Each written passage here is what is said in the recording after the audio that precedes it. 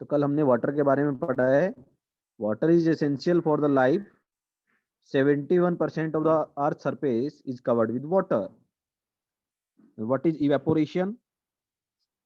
The process of changing water into water vapor is called evaporation. Process of changing water into water vapor is called evaporation. Next हमने पढ़ा है factor affecting evaporation. कौन कौन से वो factor हैं जो इवेपोरेशन को अफेक्ट करते हैं। Factor affecting the evaporation are temperature, wind, surface area, humidity in the air. Temperature के इंक्रीज होने से इवेपोरेशन फास्ट हो जाती है। विंड स्पीड के स्ट्रॉन्ग होने से भी इवेपोरेशन फास्ट हो जाती है। सरफेस एरिया, अगर सरफेस एरिया लार्ज है तो इवेपोरेशन भी फास्ट हो जाएगी। ह्यूमिडिटी इन द एयर, अगर एयर के अंदर वाटर वेपर का अमाउंट कम है, मींस एयर ड्राई है, so evaporation will be fast. So these are the factors which affect the evaporation. Then condensation. Condensation is the reverse of evaporation. Means the change of water vapor into water by cooling is called condensation. तो water vapour जो है वो cooling के द्वारा water में बन जाए, liquid water बन जाए, तो उस प्रोसेस को हम क्या कहेंगे, कंडेंसेशन। उसके बाद कंडेंसेशन के बहुत सारे इफेक्ट हमने पढ़े हैं। ड्यू, फ्रॉस्ट, फॉग, रेन जिसको प्रेसिपिटेशन भी बोलते हैं, हेल एंड स्नो, ये टॉपिक हम ऑलरेडी डिस्कस किए थे हमने। Next underground water. उससे पहले एक्टिविटी करते हैं। Let us do activity. To do an activity to show condensation of water vapour. Water vapour की कंडेंसेशन किस तरह से रहेगी। So take some water in a pan. कोई भी हम कंटेनर लेंगे जिसमें हम पानी गर्म करते हैं, दूध गर्म करते हैं। Heat the pan on the gas stove, उसको गैस स्टोव पे हीट करेंगे। When the water start boiling, ask an adult to hold a steel plate over it. जब वाटर बॉईल करना स्टार्ट करता है, उसमें से जो स्टीम निकलनी स्टार्ट होगी, तो किसी बड़े की सहायता से, घर के अंदर जो बड़े हैं, एक स्टील प्लेट को उसके ऊपर हम कवर करेंगे, होल्ड करके रखेंगे। मीन्स कवर नहीं करना है, उसको थोड़ा ऊपर होल्ड करके रखना है।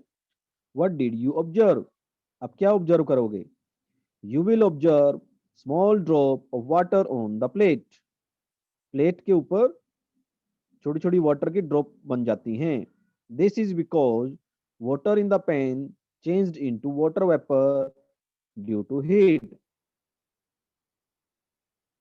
जो वाटर है पैन के अंदर, वो हीट की वजह से वाटर वेपर में चेंज हो जाता है। When this water vapour come in contact with the cold plate, it changed back into water droplets. ये वाटर वेपर जब कोल्ड प्लेट के कांटेक्ट में आते हैं तो दोबारा से क्या बन जाती हैं, वाटर ड्रॉपलेट्स बन जाती हैं। तो कौन सा प्रोसेस रहेगा? Condensation. Water droplet, water vapour changes into water droplets by cooling. This process is known as condensation. तो ये सिंपल एक्टिविटी है जिससे हम ये शो कर सकते हैं कि जो वाटर वेपर हैं, कूल करने पे दोबारा से लिक्विड वाटर बन जाता है, और इसी प्रोसेस को हम क्या कहते हैं, कंडेंसेशन कहते हैं। This is the condensation. So ये एक्टिविटी घर पे परफॉर्म हो सकती है। नेक्स्ट है underground water. Below the earth surface जो वाटर होता है, that is known as underground water. क्या रहेगा underground water? A part of rain water sinks into the ground. जब रेन होती है, रेन वाटर जो है उसका कुछ अमाउंट ग्राउंड के अंदर सिंक हो जाता है, यानी कि ग्राउंड के अंदर एब्जॉर्ब हो जाता है। It passes through top soil, सब soil and porous rock.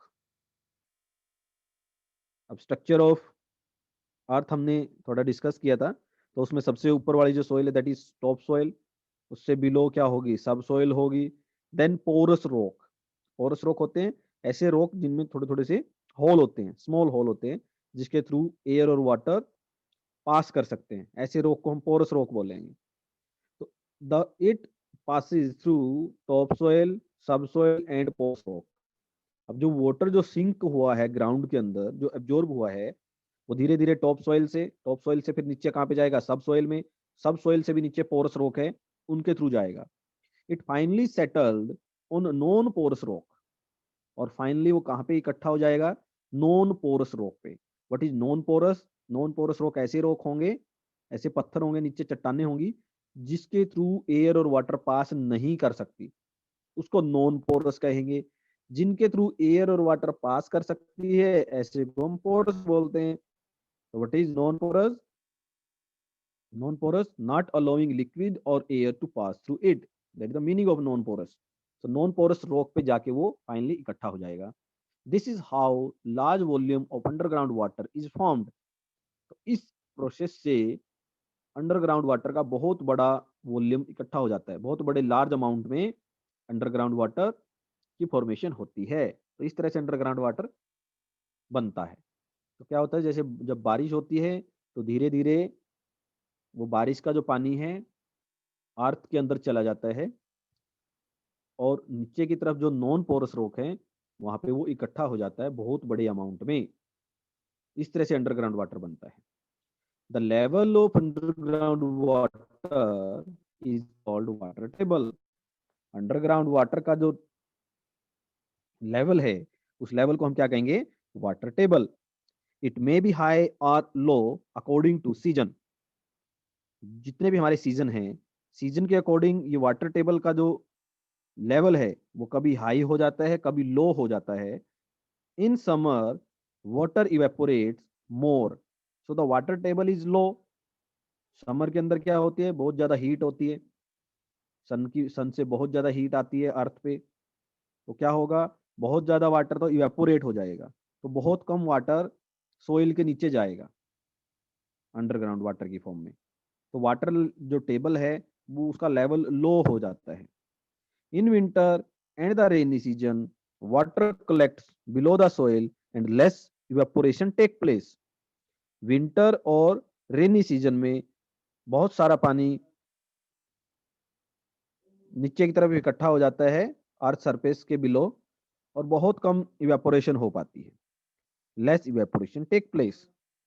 The water table is usually high in the season. ऐसे सीजन में जो वाटर टेबल है उसका लेवल काफी हाई रहता है। If the water table is near the surface, water can be obtained easily by means of hand pumps. अगर water table earth surface के नियर होगा तो हैंड पंप के द्वारा भी हम वाटर को बाहर निकाल सकते हैं। And deep wells are not necessary. काफी गहरे जो हम कुएं जो खोदते हैं उनकी कोई जरूरत नहीं रहेगी। But when the water level is low, water table का लेवल काफी लो हो जाता है, wells have to be dug deep and water has to be pumped out with the help of electric motor and pumps.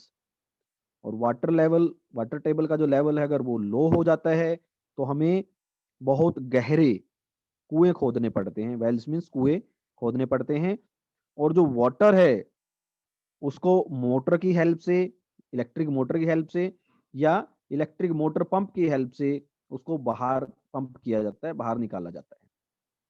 This is underground water. तो underground water किस तरह से formation होती है ये हमने डिस्कस किया है। What is water table? The level of underground water is called water table. ये अंडरग्राउंड वाटर का जो लेवल है उसको हम क्या कहेंगे, वाटर टेबल कहेंगे।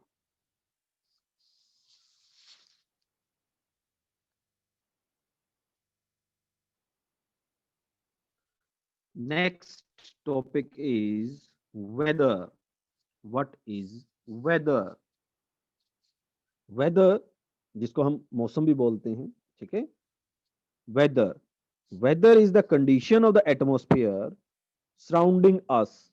हमारे चारों ओर जो एटमॉस्फेयर की जो कंडीशन है उसी को हम क्या कहेंगे, वेदर कहेंगे। Weather is the condition of atmosphere surrounding us, हमारे चारों ओर जो भी एटमॉस्फेयर की कंडीशन है उसी को at a particular time is called weather. It is considered in terms of temperature, atmospheric pressure, wind, and moisture. It is considered in terms of temperature, atmospheric pressure, wind, and moisture. तो weather को किस तरह से consider किया जाता है? Atmospheric pressure, हमारे चारों ओर एयर है, एयर जो अर्थ पे प्रेशर डालती है, जो फोर्स लगाती है, उसको हम क्या कहते हैं? Atmospheric pressure. विंड मीन्स जो फास्ट मूविंग एयर है, एंड मॉइस्चर, मॉइस्चर की वजह से, एंड टेम्परेचर, टेम्परेचर की वजह से. तो इनकी टर्म्स में, टेम्परेचर के टर्म्स में, एटमॉस्फेरिक प्रेशर के टर्म्स में, विंड एंड मॉइस्चर के टर्म्स में किसको कंसिडर किया जाता है? वेदर को कंसिडर किया जाता है. Weather can be hot, cold, windy, dry और humid. Weather hot, cold, windy, dry and humid हो सकता है. What is hot? बहुत ज्यादा गर्मी जब हो, या बहुत ज्यादा ठंड हो सकती है, बहुत तेज हवाएं चल सकती हैं, या बिल्कुल सूखा भी हो सकता है. जैसे डेजर्ट का जो हमारा एरिया होता है वहां का वेदर कैसा रहता है? बिल्कुल ड्राई. और ह्यूमिड, ह्यूमिड मीन्स एयर के अंदर मॉइस्चर का अमाउंट ज्यादा हो जाए, एयर के अंदर वाटर वेपर्स का अमाउंट ज्यादा हो जाए तो उसको हम ह्यूमिड कहेंगे. जैसे बारिश का मौसम होता है, बारिश के टाइम का जो वेदर होता है वो कैसा होता है? ह्यूमिड होता है. समर में जो टाइम, जो वेदर रहता है वो ज्यादा ड्राई रहता है. कभी तेज हवाएं चलती हैं तो वेदर बिकम्स विंडी. जब बहुत ज्यादा ठंड होती है वेदर बिकम कोल्ड. बहुत ज्यादा गर्मी जब होती है समर सीजन में weather become hot. It is also change during the year. Weather changes day to day. It also change during the year. Weather can be, weather changes day to day. Weather दिन प्रतिदिन change होता रहता है, यानी कि एक ही time में change हो सकता है. It also change during the year, साल में कभी भी चेंज हो सकता है. तो हम देखते हैं कि जब हम किसी दिन सवेरे उठते हैं तो बहुत ज्यादा धुंध का मौसम होता है, फिर दोपहर तक धूप निकल जाती है, शाम तक क्या पता बारिश भी हो जाए. तो पूरे दिन में कई बार क्या होता है? वेदर चेंज होता है. तो weather changes day to day. It also changes during the year. It is hot in summer, wet during monsoon, and very cold in winter. Weather is very hot in summer. Summer season में बहुत ज्यादा गर्मी होती है. Monsoon के time में, monsoon होता है बारिश वाला, रेनी सीजन जिसको हम बोलते हैं, तब वेट होता है. Very cold in winter. जब सर्दियों का मौसम आता है तो ये बहुत ठंडा हो जाता है. It is hot in summer, wet during monsoon, and very cold in winter. Winter season में बहुत कोल्ड हो जाता है. Weather differ from place to place due to difference in temperature and moisture at different places. Weather जो है वो एक place से दूसरे प्लेस पे चेंज होता है, क्योंकि टेम्परेचर अलग अलग होता है किसी भी प्लेस का, मॉइस्चर अलग अलग होता है डिफरेंट डिफरेंट प्लेसेस पे. तो टेम्परेचर और मॉइस्चर अगर डिफरेंट होंगे तो वेदर भी क्या रहेगा? डिफरेंट रहेगा. These difference can occur due to sun's angle at any particular area. तो ये जो डिफरेंस है ये किसकी वजह से क्रिएट होता है? बिकॉज ऑफ सन. किस पर्टिकुलर एरिया पे सन कितने नजदीक है या कितने उससे दूर हैं, इसी पे डिपेंड करेगा कि किसी पर्टिकुलर एरिया का वेदर कैसा होगा. Due to the position of sun, sun की पोजीशन की वजह से. ठीक है, ये हमने वेदर क्लाइमेट में भी पढ़े थे कि किस तरह से होता है. साउदर्न हेमिस्फीयर में एक ही टाइम पे क्या होता है? कोल्ड सीजन होता है, तो नॉर्दर्न हेमिस्फीयर में हॉट सीजन होगा. तो कुछ ऐसा ही रीजन हमारा यहाँ पे भी रहेगा वेदर के केस में. Sun's affect the weather. Sun's किस तरह से वेदर को अफेक्ट करता है, प्रभावित करता है? The sun gives us heat and light. Sun से हमें हीट एंड लाइट मिलते हैं. The heat of sun warms the earth during the day. Sun से जो हीट आती है दिन के टाइम में वो अर्थ को वार्म करती है, गर्म करती है। So the days are warms, इसीलिए दिन क्या होते हैं, गर्म होते हैं। आफ्टर सनसेट, जब सूरज छिप जाता है, no heat comes from the sun, sun से कोई भी हीट नहीं आती। Therefore nights are cool, इसीलिए जो रातें होती हैं वो ठंडी होती हैं। जो दिन है वो क्या होता है, गर्म होता है। दिन के टाइम में सन से जो हीट रेज आती हैं, दैट वार्म्स द अर्थ, वो अर्थ को गर्म कर देती हैं। During the night time there is no sun, तो कोई भी सनलाइट नहीं आती है। तो रात का टाइम जो होता है, रात का जो वेदर रहता है वो कैसा रहता है, कोल्ड रहता है, कूल रहता है। The afternoon time is the hottest part of the day, पूरे दिन का जो आफ्टरनून का जो टाइम होता है, means after 12 o'clock to 2 o'clock, इसके बीच का जो टाइम रहता है, इसके बीच का जो टाइम है वो हॉटेस्ट पार्ट होता है पूरे दिन का। This is because sun is overhead at noons and the sun rays fall straight on the earth. जो दोपहर का जो टाइम होता है, सन बिल्कुल अर्थ के अबव होता है, ओवरहेड होता है, बिल्कुल उसके बिल्कुल अर्थ के ऊपर होता है। तो उससे क्या होगा, सन की जो हीट रेज हैं वो डायरेक्टली अर्थ पे आती हैं। In the morning and the evening the sun rays falling on the earth are slanting and therefore these time are not very hot. तो अर्ली मॉर्निंग और जो इवनिंग का टाइम होता है, उस टाइम पे सन से जो हीट रेज आती हैं वो स्लैंटिंग आती हैं, तिरछी आती हैं। उनको अर्थ तक आने में वो काफी लेट वो वहां पे पहुंचती हैं। तो उससे क्या होगा, उनकी इतनी हीट अर्थ तक नहीं पहुंच पाती जितना दोपहर के टाइम में पहुंचती है। तो इसीलिए इवनिंग का टाइम और मॉर्निंग का टाइम ज्यादा हॉट नहीं होता। बट जो आफ्टरनून का जो टाइम है, दैट इज वेरी हॉट। उस टाइम पे sun changes the state of water, thereby causing humidity, rain, snow etcetera. Sun की वजह से क्या होती है, जो वाटर की स्टेट्स हैं वो चेंज होती हैं। इस तरह से चेंज होंगी, जब सन की हीट स्नो या जो हमारे पोलर एरिया वहां पे गिरती है, तो स्नो क्या करती है, मेल्ट करती है। It changes into liquid water. Liquid water flow करके कहाँ पे आएगा, रिवर में या ओशियन में। और वहां पे जब सन की हीट गिरेगी तो वो क्या होंगे, लिक्विड वाटर इवेपोरेट हो जाता है इनटू वाटर वेपर। और वाटर वेपर से फिर क्या बनते हैं, क्लाउड्स बनते हैं। और क्लाउड से क्या होती है, फिर रेन होती है। तो इसीलिए सन जो है वो वाटर के स्टेट को चेंज करता है, और उसी से ह्यूमिडिटी होती है, रेन होती है, and snow etcetera.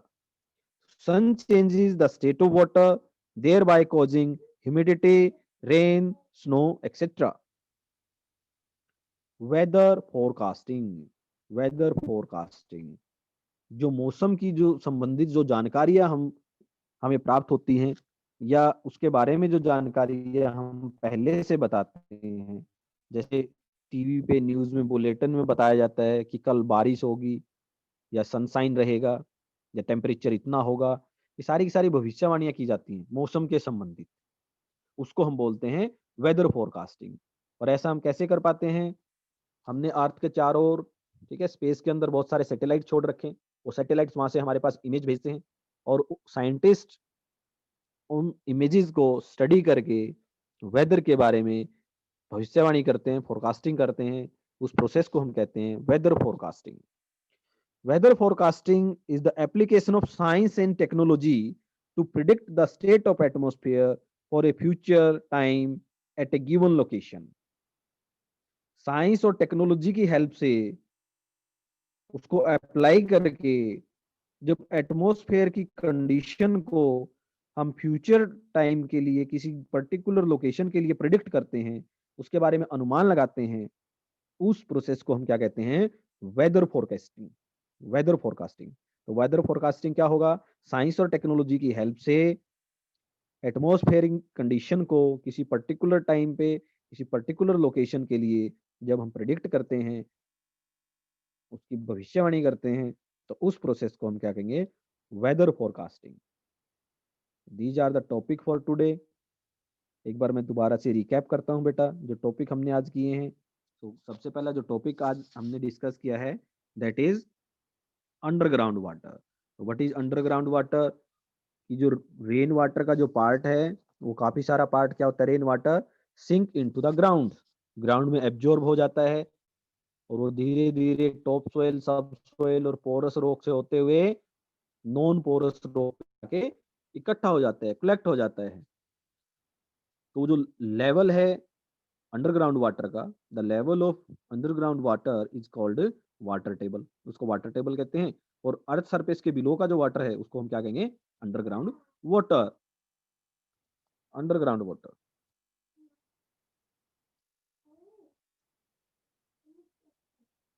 Weather, weather क्या रहता है, weather is the condition of the atmosphere surrounding us at a particular time, कि हमारे चारों ओर का जो एटमोस्फेयर है उसकी डे टू डे कंडीशन को हम क्या कहेंगे, वेदर कहेंगे।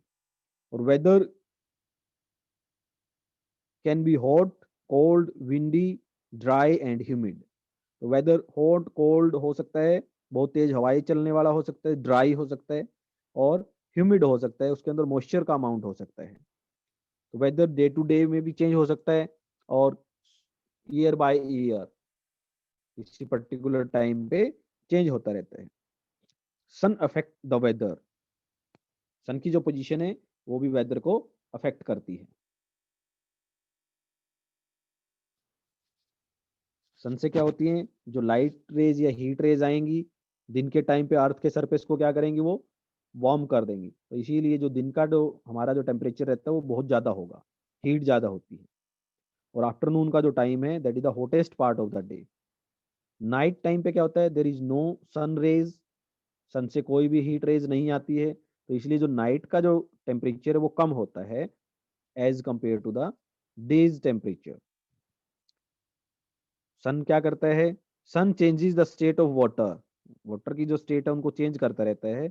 सन की हीट से क्या होंगी, जो आइस है वो मेल्ट हो जाएगी लिक्विड वाटर में, पौंड रिवर लेक के अंदर जो वाटर है वो इवेपोरेट हो जाता है वाटर वेपर्स में, वाटर वेपर से क्लाउड्स बनते हैं जो रेन और ह्यूमिडिटी लेके आते हैं। Then what is the weather forecasting, with the help of science and technology, the prediction of state of atmosphere, atmosphere की पर्टिकुलर प्रिडिक्शन जो हम करते हैं, वेदर की जो प्रिडिक्शन करते हैं, that prediction of weather is known as weather forecasting, उसको हम वेदर फोरकास्टिंग बोलते हैं। These are the topic for today, so you have to complete your time to answer. आपके जो टाइम टू आंसर गिवन है बेटा नोटबुक के अंदर, ये पहले फिल करने हैं। 82 पेज पे है आपका टाइम टू आंसर, उसके बाद आपका 86 पेज पे टाइम टू आंसर है, and then match the column है आपका 87 पेज पे। तो ये आपने खुद फिल करने हैं बुक के अंदर, फिर हम इसको डिस्कस करेंगे। These are the topic for today, have a nice day. Kiran ma'am,